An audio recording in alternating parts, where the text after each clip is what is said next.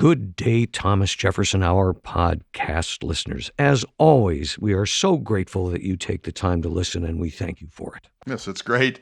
This is a program being recorded just before Thanksgiving, which, by the way, is far and away my favorite holiday of all holidays in the United States.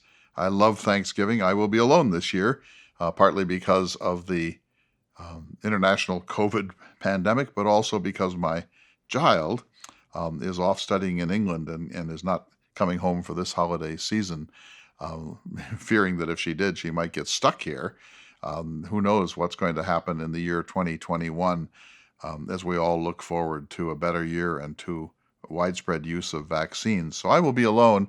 What will you be doing, my friend? Nothing too outrageous or, the pandemic is affecting all of our plans for certain, but I stand with those folks who are saying, being safe this year means that we'll have a much better one next year. I mean, there's a lot of people that are very, very, very tired, me included, of the pandemic, but it's like, it's going to go on for another few months. Maybe longer than that.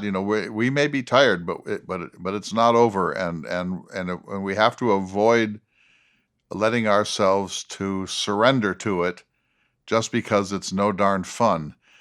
Now, normally in years past, you and your family go out to some lonely cabin in the middle of nowhere in the Badlands. It's great, yeah. Not this year? Not this year, no. I've never done that. One year I bought the whole thing for the deep fried turkey. Oh, yeah. You buy the thing and you buy a big propane tank and then you buy like 5 or 10 gallons worth of oil and you boil that oil and then you hook the turkey onto a kind of a meat hook. And you did it in your living room, right? Yeah. No, that always burns down the house. No, you do it as far away from the house as you can because it actually does usually burn down the house. And so then at some point, I lowered that magnificent 20-pound, beautiful turkey into that vat, and it was like a turkey chip. It shrank to the size of a game hen or a little plover. It was tasty, but that is a very, very dangerous way of cooking a turkey, and it didn't pay off. And then you have the problem of the oil. Now you're stuck with this toxic oil.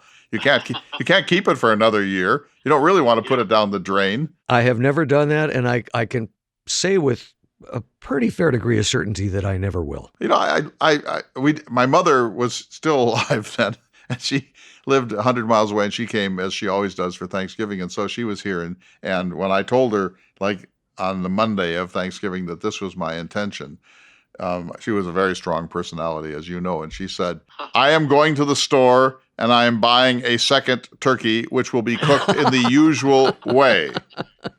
I didn't know your mother very well, although she was the type of person that you didn't have to meet her and see her often to know who she was.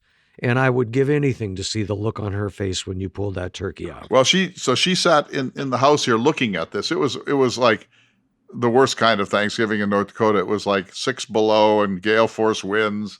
And so I'm out there wearing everything I own, gloves, mittens, scarves, photos, hoodies, please. Photos. And, no, it's true. And I'm just thinking, if my mother weren't in the house sitting in judgment of this, I would not actually go through with this. I would just turn off the propane tank and put that turkey back in the freezer and wait for another occasion. But because she was being so hostile to this innovation, I forced myself to do it. And then she had meanwhile cooked a perfectly reasonable, regular old broiler pan turkey, and we had them both on the table, and the sad fact was that hers was better. I think it's kind of like an alert here. This might be a long podcast intro. We'll see. Anyway, it is the 23rd of November as we record this, and this show will go out as is scheduled next Tuesday. It'll be posted online. So everyone will have been through their Thanksgiving, and I hope that everyone had as pleasant a Thanksgiving as they could. I, too, love the holiday, and that everyone was safe and that this doesn't lead to a lot more infections. This week's show was intended to be Well, I had over 24 pages of letters picked from correspondence that I was going to present to you, and as usual, I think we got through about 5 or That's 6. my fault. No, that's all. It was a great conversation. I'm not admonishing you for that at all. We talked a fair amount about the election, the results, people's response to it, a lot of people's response to the Zoom call that we did, and as you announced, we're going to do again. And we started the show talking about your Constitution course. I'm really glad we did, because there's a lot of people that are very interested in that, a lot of disappointed folks who couldn't get in on that. And you announced that you're going to do more of those. So that was good. Yeah, it starts in the end of January, so it would be 5 weeks, and it'll be a somewhat different course, so the same and different, because some people will come back for more, if you can imagine that. I'm designing it now, just to give you one sense of it. The last 3 appointees, Brett Kavanaugh and Amy Coney Barrett and Neil Gorsuch, have all announced boldly, proudly, that they are quote unquote originalists. And so I thought, well, maybe we should look into that. And so we do. What are the different ideologies of interpreting the Constitution? How do you take the Constitution? Take for example, David, the pardon power. The Constitution is quite simple about this. It says the president has the power to pardon, except in the case of someone who's been impeached. And so, can the president pardon himself? Yeah, I don't know. Can the president pardon his family? Yes. Can the president? The president's pardon power is virtually unlimited, and it's never been tested. In 1974, the Justice Department, in the wake of Nixon, said that a president really shouldn't pardon himself. But that's not a law. That's just a ruling in the Department of Justice. So if this president or some other president wanted to pardon himself, we'd have to find out. And my point is, the Founding Fathers didn't specify. The Founding Fathers gave us these generalities, sometimes studied ambiguities, and now it's for courts and for legislation to go in and to buttress all of this and to clarify it and to do the specifics that were not written up in the summer of 1787 in Philadelphia. So it's fascinating. And this week we talked about originalism, but also intentionalism, and also pragmatism, and also loose construction, strict construction, and the great debate between Hamilton and Jefferson with respect to the constitutionality of Hamilton's National Bank of the United States. So the quarrels started early, and they continue to this day. It's fascinating. And so anyone who wants to take this course, believe me, you'll have a chance. You'll just have to wait until the last week in January of 2021, and then we'll be cycling it at least once more, and maybe a couple of times. I'm learning amazing things. I just got a book, David, 750 pages long, on just amendments to the Constitution. That's a lot of reading. I'm not making my students read all that, but I read and then digest these things, and it's just utterly fascinating. There have been 12,000 proposed amendments to the Constitution of the United States. Whoa, I didn't know that. Only 27 of which have been ratified. The last one in 1992, about a silly thing about congressional payments. And really, after the first 10, the Bill of Rights, there have only been 17 amendments. So you have some frivolous ones. You also have prohibition, anti-prohibition. If you look at the number of substantive amendments to the Constitution after the Bill of Rights, it comes to something like around 10. Here's where, if I bring this up, it might be a long podcast intro, but one of the letters we didn't get to, and I should save this for another show, was from Christopher Metzger, wanting to know, will Biden pack the courts, as some parts of the far left leaning, is that not similar to FDR, and what was Jefferson's view concerning the courts? So it made me think about, I think we had this discussion with Ellis about whether or not Biden will pack the courts. You recall that? Yes. In fact, that FDR's threat to pack the courts was a great success for him. The switch in time that saved 9. He ended up winning that in resounding ways. Yeah, Jefferson did the same. So, when he became president, the Federalists, who were sore losers, passed the Judiciary Act of 1801 to reduce the number of Supreme Court justices from 6 to 5. They did that so that Jefferson wouldn't have a chance to appoint a justice. And so it went to 5. It later went to 6. Then it went to 9. It went higher than that. It settled in 9 in the 1870s. It's been there ever since. There's nothing magical about it. The Constitution is entirely silent about it. And so FDR used it as a bargaining chip. Even though he didn't get his larger number of Supreme Court justices, it forced the existing justices to pay pretty close attention to what he had in mind. The same thing happened with Jefferson. So he impeached Justice John Pickering of New Hampshire, who was a drunkard and was suffering from dementia, and that he was successfully removed. Then they impeached Samuel Chase of the Supreme Court. Turns out Chase was not removed, but everyone got it, that if you still mess with Jefferson on the judiciary, he's going to politicize it, and he's going to make you pay. And so then the judiciary went quiet for a long time, not wanting to upset President Jefferson anymore. So the use of this as a threat, that's why I think Joe Biden was right during the campaign to refuse to answer that question, because you lose all the coercive power if you tell them what you're going to do. I hope he doesn't. I think it would be a terrible, even ruinous mistake for him to increase the size of the Supreme Court. I do think that's a very important small c constitutional norm, but he has every right to do it. Of course, he needs the Senate and the House of Representatives in order to do that. The point was in the discussion about it before was that it was sort of a failure, but it really wasn't, because after the threat of that for FDR, the court started upholding his New Deal legislation. And in fact, and you could verify this, but FDR appointed 8 justices during his 3 terms. Well, he had 3 terms in a few months. He was the only 4-term president in American history, so he had lots of opportunities. President Trump, when the history is written 100 years from now, one of the headlines will be that Donald Trump was able to secure 3 conservative justices to the Supreme Court of the United States, all young.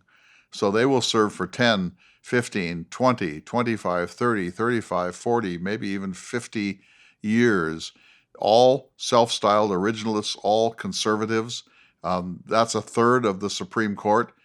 It's a huge accomplishment. And like him or not, that's one of the main achievements of Donald Trump. And frankly, that's one of the reasons why millions of people voted again for him, because they like that direction of the Supreme Court and the lower courts of the United States. And between Mr. Trump and Mitch McConnell, it has been one of the most successful political partnerships in American history for the purpose of moving the courts in a much more conservative national direction. So these things matter enormously, and you're going to see the legacy of the Trump court appointees long after the words Donald Trump are forgotten. Well, thanks to Christopher Metzger for sending that in, because it made me learn some things.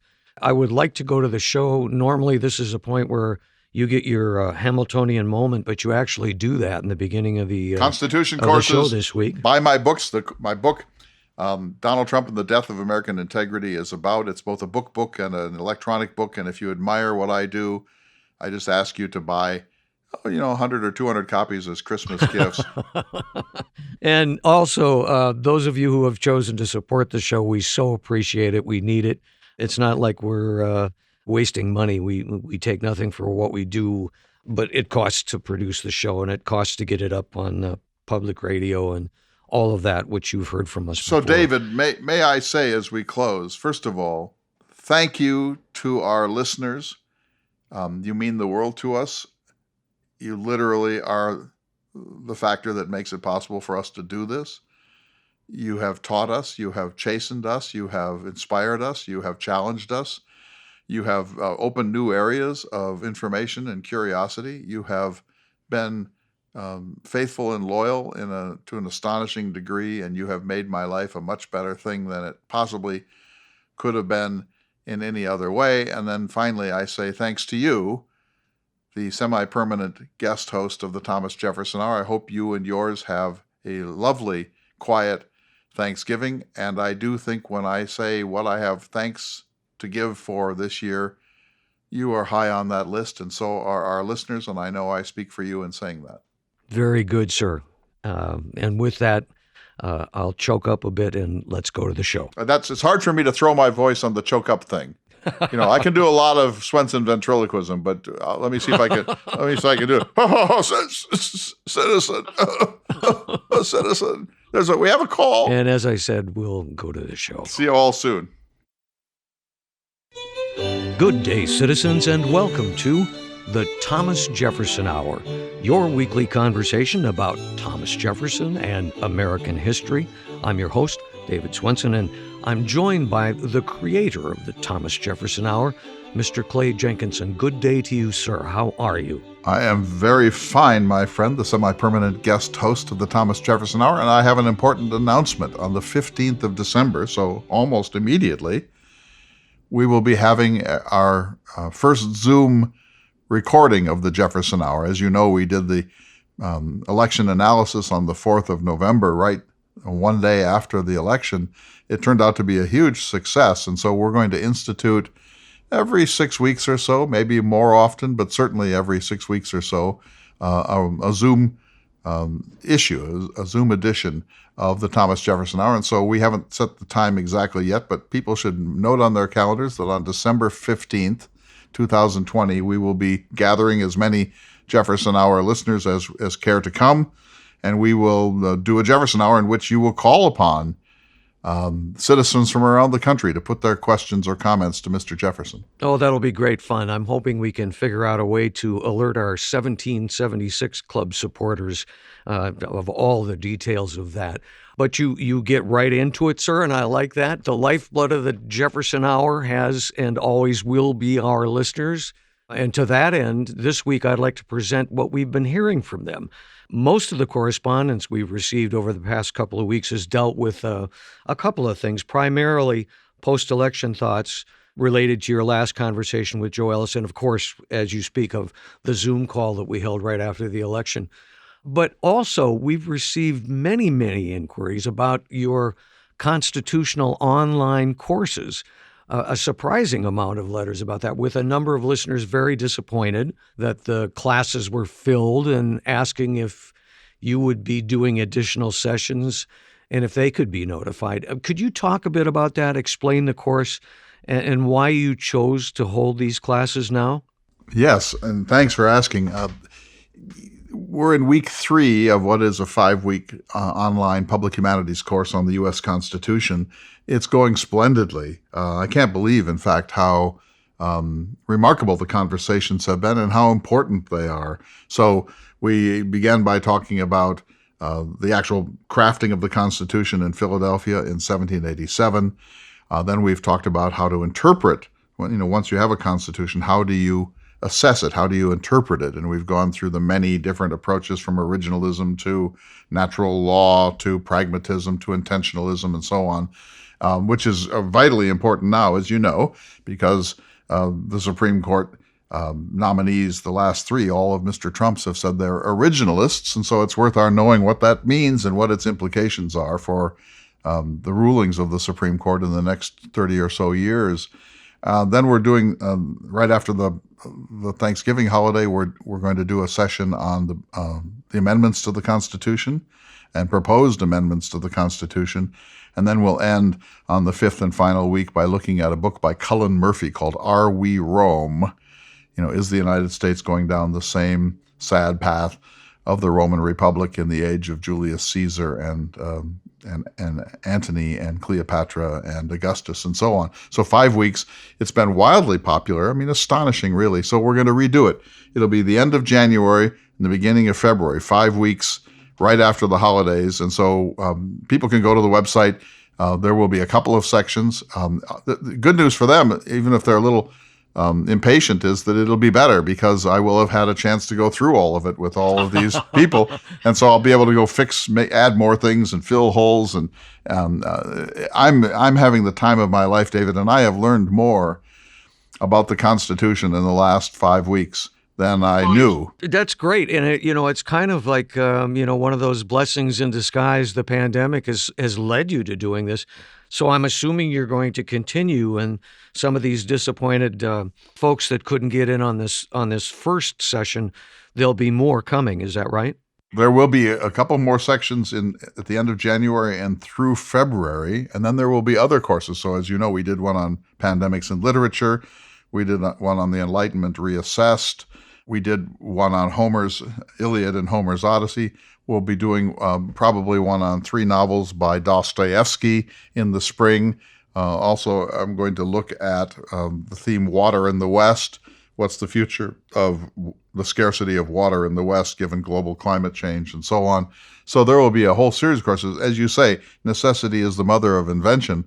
I've been grounded more or less because of the pandemic, and I've used it to write 4 books, a 5th coming, and now I'm working on a couple of more books. And so I've been writing in a way that I would not have been able to if I'd been traveling as much as usual, and I've been doing these online courses, and they have proved to be just so deeply satisfying. And we have reunions, we have office hours, we're having a feast, a Homeric feast on December 3rd for the alums of the Homer course, and people are uniformly saying this, that they are so hungry for rational discourse and for conversations that are evidence-based, and for a chance to have a reading group or a study group that actually does something and attempts to sort out some of the big concerns of American life.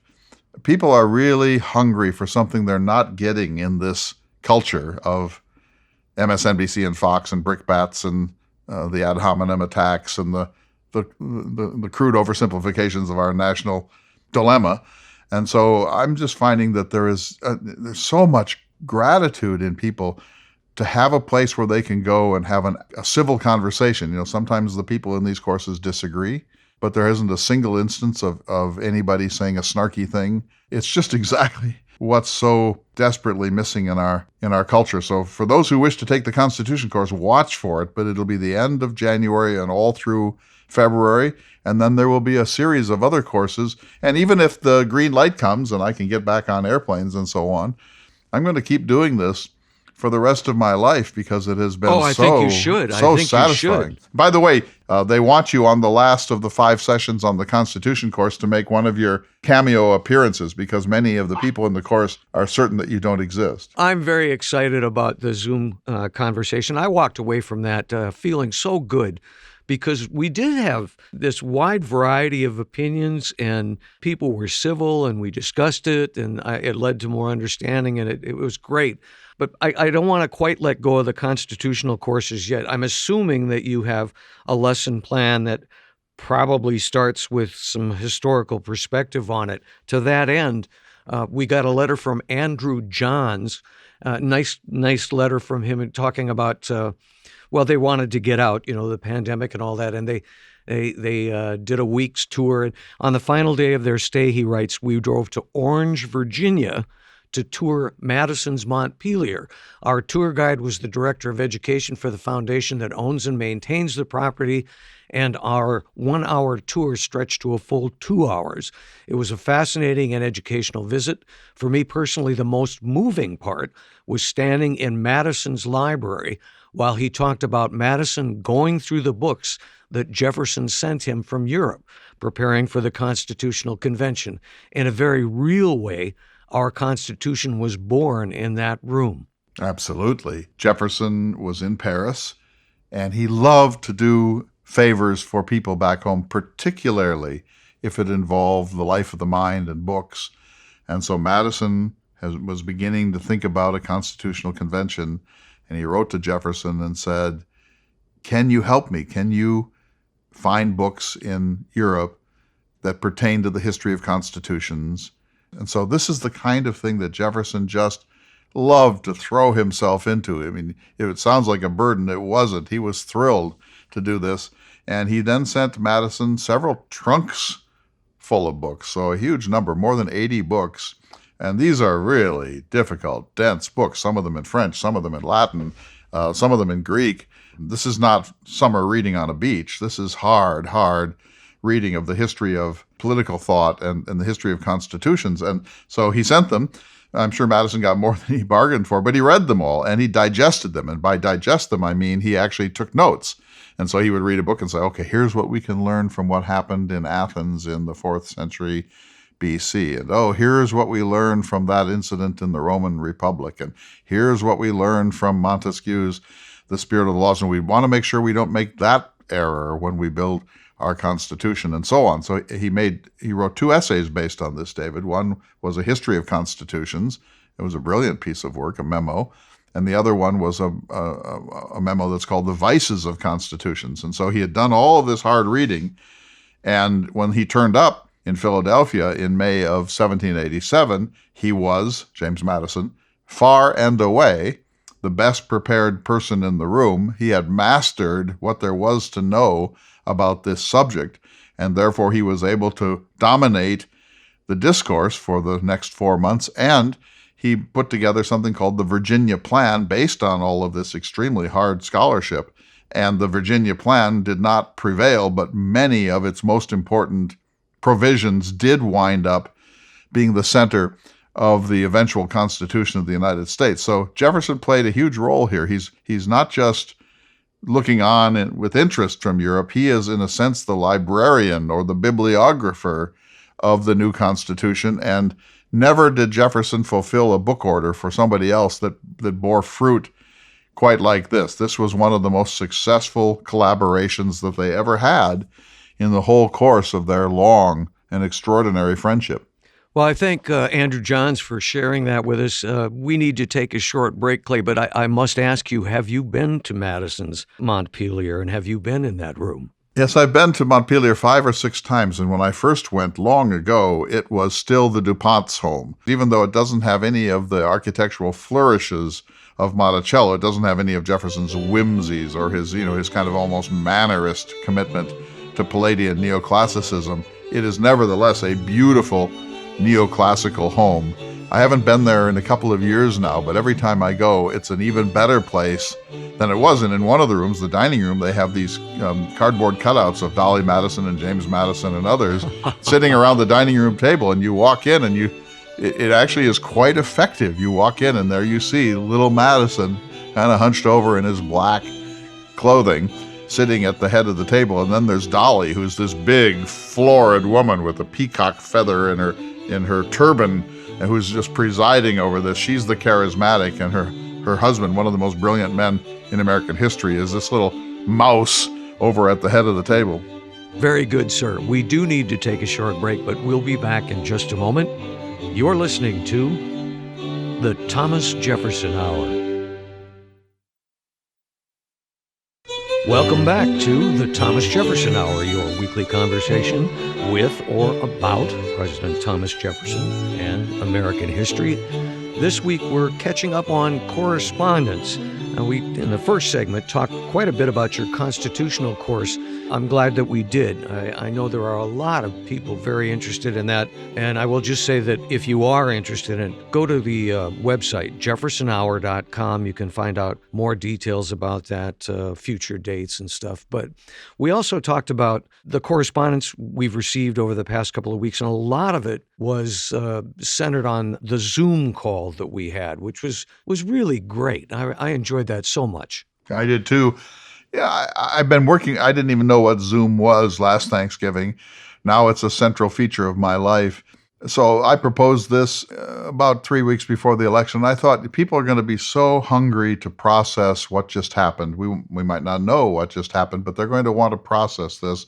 And Zoom is a wonderful technology for this. And here's what I think both of us found so gratifying in this, David, is that for the first time, we got to see a lot of people we know but have never looked at before. So people that are routine listeners and write us notes and send contributions to the Jefferson Hour, ask questions, sometimes criticize this or that we've done. And suddenly there they all were. And it was such a joy to look out and see these, to put a face to these people and they weren't just scattered in Jefferson country. We had someone from Mexico check in. We had someone from England check in, someone from Chile. And so this was sort of global in a certain sense. Yeah, and it turned out to be a much better format for civil conversation than you might expect. But let's move on to the correspondence. I'm going to start with a letter from Michael Chris. He writes, "Thank you so much for sharing your Zoom town hall. I was most intrigued by the comments of the participants that, quote, held their noses and voted for Trump." He goes on to say that he is a former lifelong Republican, but after many years of soul-searching, I finally gave up on them in 2016. Currently, I am politically unaffiliated. The Democrats don't do much for me either. And then he goes on to criticize the Republican Party, calls them the party of selfish, that they care only about getting the things that benefit them and do not care about the cost and broader impact to the rest of the U.S., which in a way is a similar criticism that you hear from Republicans talking about Democrats. And he ends his letter saying, "That is what I heard from those participants, and I just do not understand how they justify those costs." Well, I think I want to say this, David, that 70-some million people voted for Donald Trump. And if we could have a very exact canvassing of why they voted for Trump, it would be a wide range of reasons. Some because he's good for their economic portfolio, their 401k. Others because they don't like what they take to be the Democrats' interest in the Green New Deal. Some people because they think Joe Biden is beyond his best years. Some people because they're frightened of Kamala Harris. Some people because they've always voted Republican and they just continue to do it. Some people because they love Trump and think that he's the savior of the country, and so on and so forth. It's a wide range of people who voted for a wide range of reasons. But here's what I find equally puzzling with our letter writer, and that's that now that it's over, Biden won by almost 6 million votes in the popular vote. That's huge. That's one of the largest majorities since FDR. And he's clearly won in the Electoral College. And the allegations of shenanigans and voter fraud and machines that are flipping votes and so on have proved to be without evidence. Of course, there are a few irregularities that occur in any election, but there's no question in my mind that Joe Biden won the election of 2020. Well, can I interject here? Back to the Zoom call, there was a gentleman from Plano, Texas. You recall?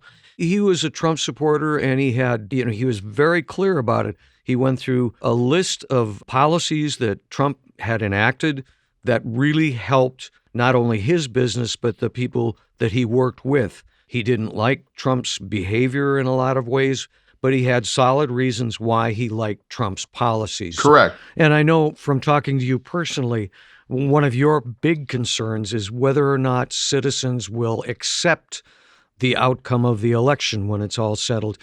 To that end, I came across a story. I copied this down. There's a mayor in Sundown, Texas, Jonathan Strickland, who is quoted as saying that there is no way Biden won fairly. And the only way he'll believe it, he said, is if Trump himself says so.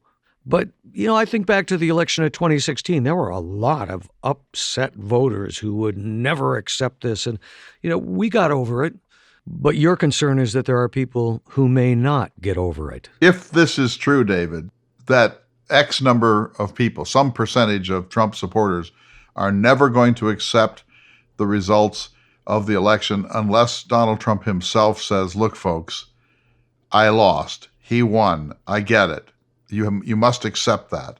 There are tens of millions of people who hang on his every word. And if he said, look, I do believe that the media was against me and that the pollsters probably exaggerated Biden's lead to drive down voting at the polls, and the pandemic distorted everything, and there's a lot of uncertainty about mail-in ballots, and the deep state was clearly gunning for me, and so on. But I do still get it that an election is an election, and the results are the results, and I lost and Joe Biden won, and therefore I accept the fact that he won the election.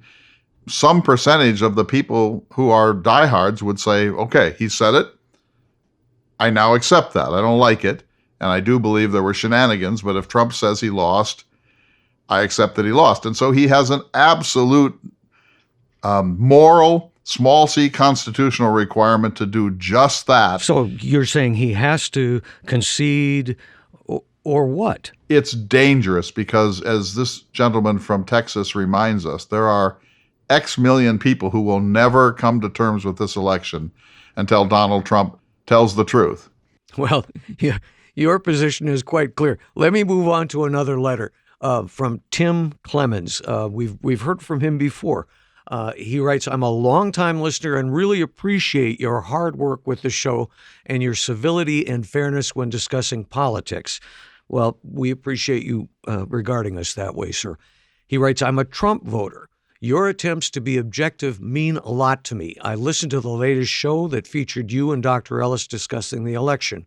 While I agree wholeheartedly that Trump's rhetoric about the election is dangerous and unhelpful, I disagree that some of his actions are bad for the country.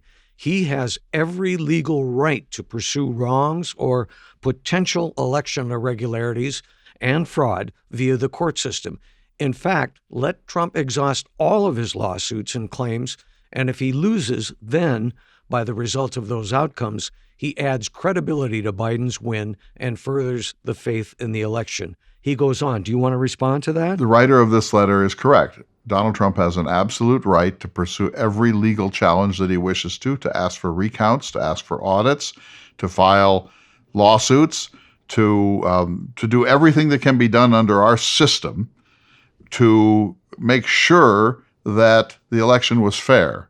Moving away from the election to some other letters, we got a voicemail question from Jeannie Marie Rosenmeyer. Let's listen to it. Hey, my name is Jean Rosenmeyer. I live in San Francisco and a longtime listener. I was listening to a history podcast called Backstory that's done by the University of Virginia. And they were talking about a controversy that I had not previously heard of as to whether after Pursuit of Happiness in the Declaration of Independence, Jefferson had put a comma, a semicolon, or a period. Apparently, it's a smudge now, and so they can't decide if it's a period or a comma. I wondered if you have an opinion, Mr. Jefferson, or Mr. Jenkinson. Thanks. I don't know the answer to that. Jefferson was not too fastidious with respect to punctuation, and he had an idiosyncratic method of spelling and punctuation. And so when you go through his letters today, a true transcript of them looks kind of funny at times. He spelled knowledge, Knowlegee, and so on, and he refused to capitalize the first word of his sentences. And so there's a whole kind of translation that you have to do to make Jefferson look as thoughtful and scholarly as he actually was. I belong to the school that says it doesn't really matter, David, that we know what he's saying. We know what Jefferson is trying to get at in the Declaration of Independence. And in a way, it's a very simple thing, that human beings have a right to choose their own government.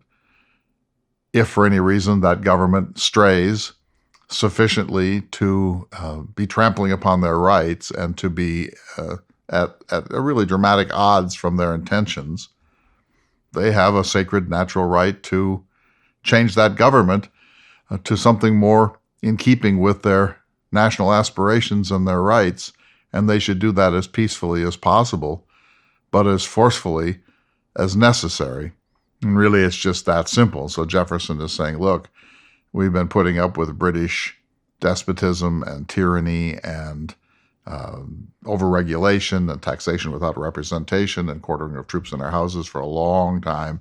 And we're always disposed to patch it up and move back towards the center and to assume that these are just temporary and inadvertent oppressions. But if you look at them, they actually represent a long train of abuses and usurpations that are designed to make a despotism against us here in America. And so we now have no choice but to assert our rights. And if that means overthrowing the British imperial government, that's what we're going to do.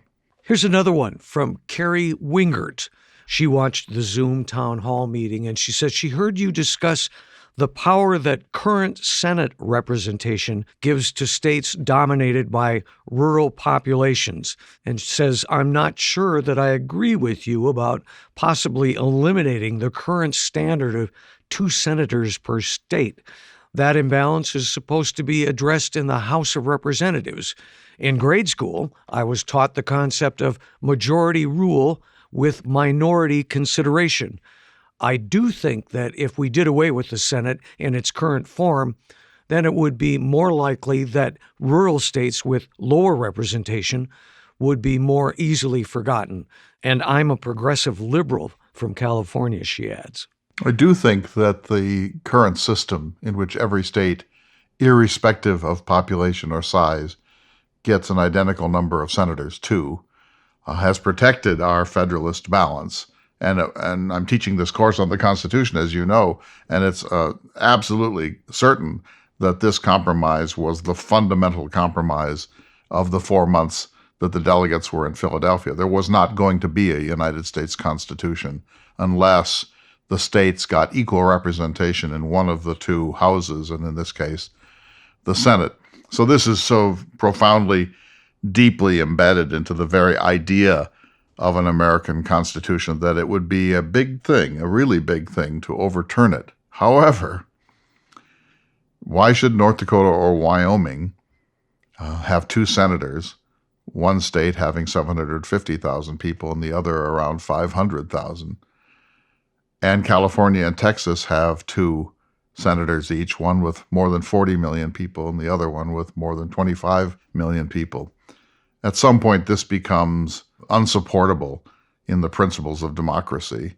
And so I can see a system under which we would change it so that every state gets its mandatory one. So North Dakota would get one, and Wyoming would get one, and Alaska would get one.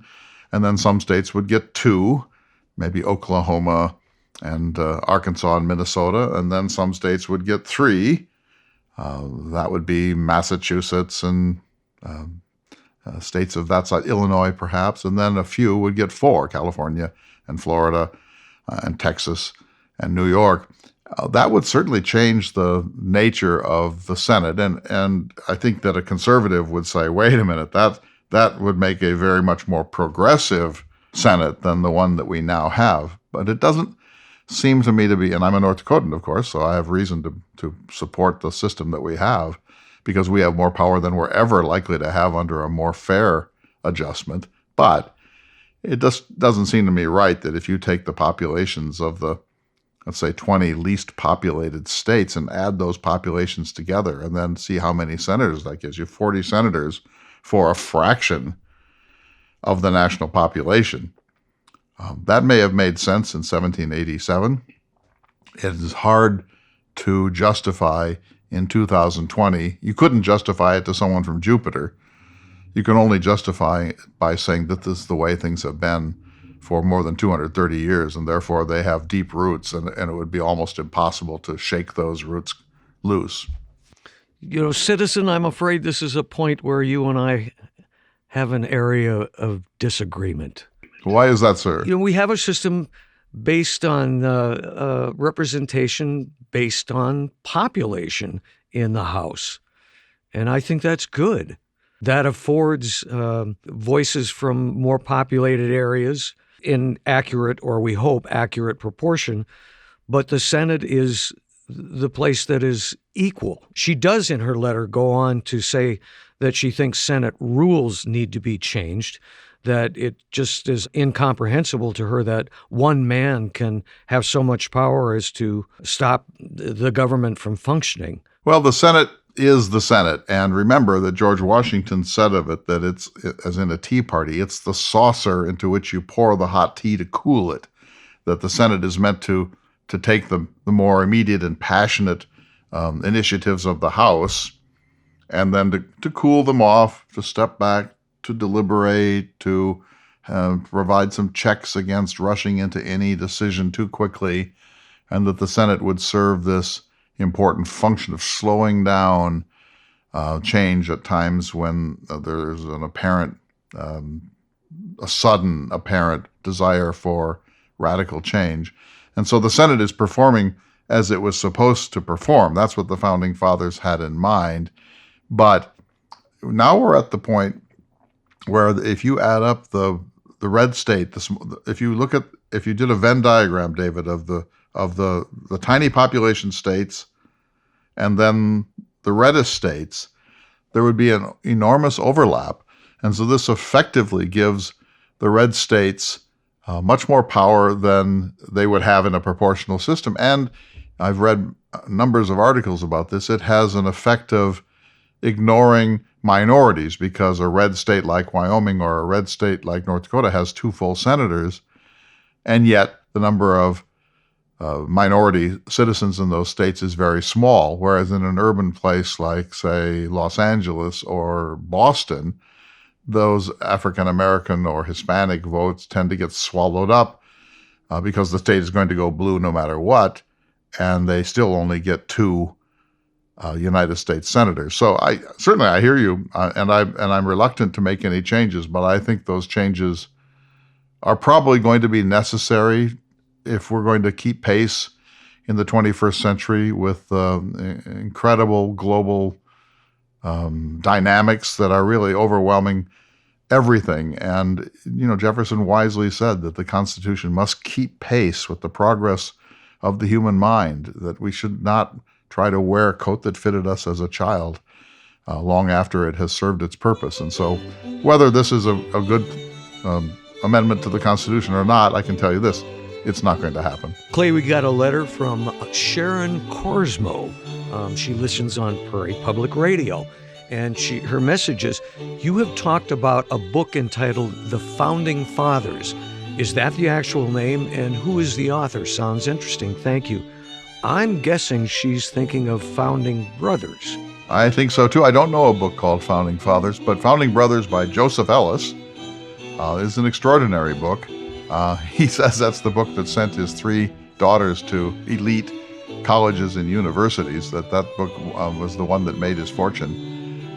It's a great book, and everything that Joe Ellis has written is worth reading. They're all excellent. With that, we need to take just a short break, but we will return.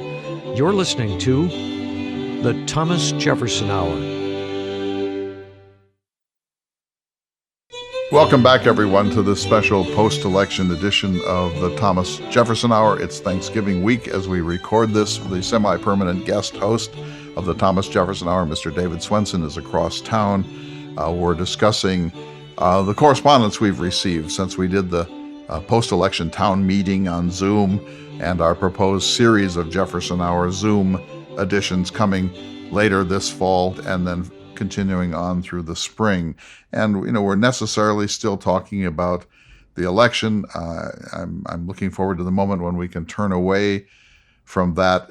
I have been reading these books, David, about the election of 1800, and the parallels are very, very interesting. But here's the good news. The election of 1800 was one of the most contested, rancorous, vituperative, ugly, frankly, in American history. And then there was that prolonged period in the House of Representatives where it took 36 votes, 36 ballots, before the outgoing Federalist House of Representatives finally certified Jefferson's election as the 3rd president. And then Jefferson became president. He gave his famous, magnificent first inaugural address on the 4th of March, 1801, and he presided over the country for 8 years. By 1804, when he stood for re-election, somewhat reluctantly, because of course he's Jefferson, he won by a landslide. He won all but 2 states. In other words, the people had come to terms with him. It turns out he wasn't the bogeyman, the French radical, the Jacobin, the atheist, all those things that were said of him during the campaign, all those things that some honest Federalists felt about him. Turns out he was a very fine administrative president, that he did all sorts of good things, that he was a moderate and a centrist, and then he doubled the size of the country with the purchase of the Louisiana Territory. And by 1804, when he stood for re-election, he was overwhelmingly returned by the American people because they realized he's a good president.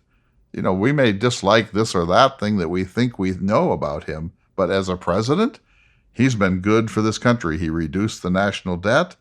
He downsized the size of our Army and our Navy. He's made peace with Napoleon so that we're not under a constant threat in this dangerous world war that Napoleon and Britain have been fighting against each other. And then when Napoleon dropped the Louisiana Territory in his lap, he had the good sense to accept it. People just really came around. And I think you're going to see some of that. My motto in life is that the best revenge is excellence.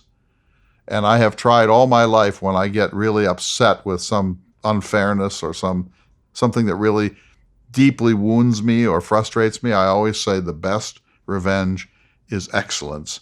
And so if Joe Biden and Kamala Harris proceed with administrative mastery as centrists, as people who try to heal the country, who reach out to Trump supporters and to Republicans, who work across the aisle, who calm the temperature down and move us in something like a modest consensus towards the resolution of some of the fundamental challenges of American life, I don't expect him to win by a landslide should he choose to run for re-election in 2024, but I do think that the Jefferson analogy from 1800 and 1804 gives me a sense of relief that good government, just take, for example, if Joe Biden handles the coronavirus with great wisdom and intelligence, when we start to get consistent information from our national government, that we begin to trust the CDC again, that we rejoin the World Health Organization, that we have a mask not mandate, but a very strong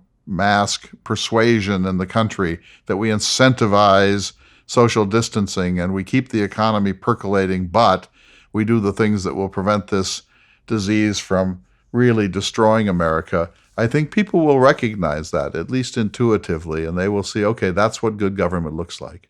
There's a lot of fatigue in America these days, fatigue over the pandemic, people who just want it to be over and declare it as such. And there's a lot of political fatigue. But I have to thank you, sir. You have helped me personally, without knowing it, get through so much of this. And it goes back to Jefferson. That the quote of his that you go to often keeps popping up in my mind, and that is that not every difference of opinion is a difference of principle. And there's another one that you stated with Joe Ellis a couple of weeks ago about harmonious nature. That's my favorite. Let us, my fellow Americans, restore that social harmony without which liberty and even life itself are but dreary things. And David, I so appreciate what you're saying. Life has become pretty dreary for me. This whole prolonged anxiety, this crisis, this weird thing that's happening to us as a nation. I'm weary. I know our listeners are weary. My friends are weary. We're forced to attend to this because this is the most important moment in my lifetime about the sanctity of the rule of law and the continuity of the Constitution of the United States. But it has worn us all out. And I wrote my book, this new book, which I urge people to get if they're interested, Donald Trump and the Death of American Integrity. And one of the things I added to the parts already written was what just happened. There's a long opening essay called What Just Happened. And I say, here's why I think Donald Trump lost. But I think one of the main reasons why he lost is that we were just tired out. He wore us out. He's such a dominant personality.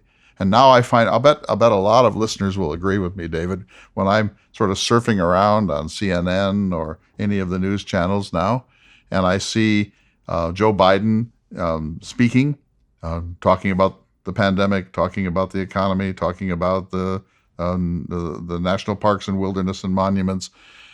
I will listen for about 22 seconds and turn away because I'm bored. And then I think, I'm so glad I'm bored. There's a book by John Meacham. I want to say Our Better Angels, I think is the title of it. Right. And there's a chapter about McCarthyism. Yeah, I read that. That's a good read. And it talks about how Americans just became exhausted. And we got a couple of letters like that. We got one from John Chavis. Just a short note, he says, now that the election's over, it's time to get back to asking normal questions that might occur to Americans. I, for one, would like to know if Mr. Jefferson spoke with a Southern drawl. Do you want to take that one on? Yes, and I agree. We're worn out. We're exhausted. I'm mentally exhausted. I'm emotionally exhausted. I'm spiritually exhausted. And I'm so, to use my daughter's term, I'm so over the 2020 election in the last 4 years that I just want a period of calm and even dullness as we go about the business of looking at some of the issues, but leaving that aside for the moment. Yes, Jefferson probably had a drawl. We don't know. It wouldn't have been a kind of an Alabama or Mississippi drawl. It would have been, I always say that I had a professor at the University of Minnesota who was a beautiful, elegant man. In fact, his field was 18th century literature. I adored him. He was a great lover of Palladian architecture and Alexander Pope and John Dryden and Dr. Johnson and so on. He was one of my principal mentors, and he was born in a prominent family in North Carolina, and he spoke with the most beautiful, aristocratic, light North Carolina Southern accent. It was just music. And I always thought that's what Jefferson must have sounded like. He must have sounded like that. But we don't know. We simply don't know. And his tutors were all Scotsmen. We do know that he had a reedy voice, isn't that? He had a weak, reedy voice, and even something of a little bit of a stammer. So he was a hesitant speaker, and he always whispered. It was part of the gentleman's code that you never raise your voice. Part of this is a pose. It's just this. I don't know what to say about the national debt. That kind of hesitation that comes when someone is posing as a deep thinker who is not quite sure how to begin a paragraph on a question like this. That there's a certain quality of say, the English aristocrat to this day. If you've ever seen a film by Hugh Grant, he's a British actor, and he always says, do you think we should go to the film? That's his shtick. He starts every major speech, every time he speaks about something interesting, he starts with that hesitation, and it's an affectation. I think Jefferson may have had some of that. Well, it's kind of a trick, too. I had a mentor early in my life who I learned this from. He would say, he would want to make a point, and he would say, I'm not certain how to say this to make sure that it's clearly understood. And of course, then you listened. Right. So it's a good trick. Jefferson, was a shy man. He did have a slight speech impediment. He did have a high-pitched and reedy voice. He wasn't a good public speaker. That's why he preferred to use his mighty and extraordinarily articulate pen. But he also, after granting all of that, he also was in a certain sense posing as that person. And he didn't want to be Patrick Henry shouting into a crowded room. He didn't want to be that stump orator. He didn't want to be that person. That didn't fit his picture of the exquisite gentleman, the squire of Monticello. And so part of it is natural. And, if Jefferson had had oratorical skills, imagine how much more effective he would have been. John Adams had tremendous oratorical skills, and he was a great writer, too. Not as great a writer as Jefferson. Our next letter comes from Kathleen Valley Stein, who listens on KPPC, which I believe is member-supported radio and news for Southern California. She writes, I have been a listener for many years and enjoy the show very much. And get this, I believe David Swenson exists. and enjoy the two of you kibitzing at the start of the show. Anyway, I think I heard you or Jefferson say that freedom of speech was not always at number one in the Bill of Rights. Some other right was listed first, and then they were rearranged. Did I hear right? Since free speech has been beaten up, misused, and abused lately, and stridently proclaimed as being first for a reason, I think it would be interesting if that were not the case. She says, a Google search turned up no helpful info, and I consider you the ultimate source of truth anyway. Thanks. Happy Thanksgiving to you and yours, and same to you, Kathleen. Thank you for writing.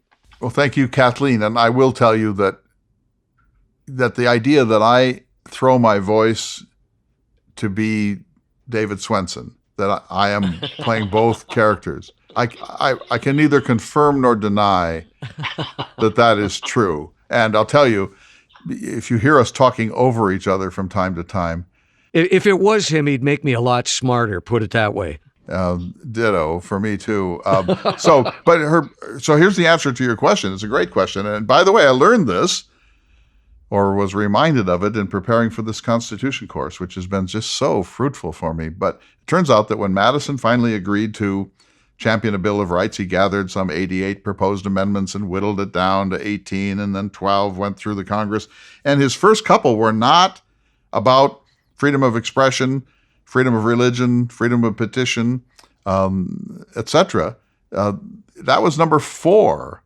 And so when people say, oh, the First Amendment must be the most important one because it's first, that's not really true. And here's what's so interesting, David. His first one was a gesture to Jefferson, and it basically recapitulated the principles of the Declaration of Independence. It said everyone is born free and equal, and people create governments to suit them, and whenever a government ceases to be an effective government and starts to trample on their rights, the people have a right to change their system of government to build a better one. So in the first of his proposed amendments for the Bill of Rights, Madison was channeling his inner Jefferson, probably trying to please his friend Jefferson over in Paris, and he created this sort of wonderful preamble. And it'd be very interesting to know how that would have affected the course of American history had it stood.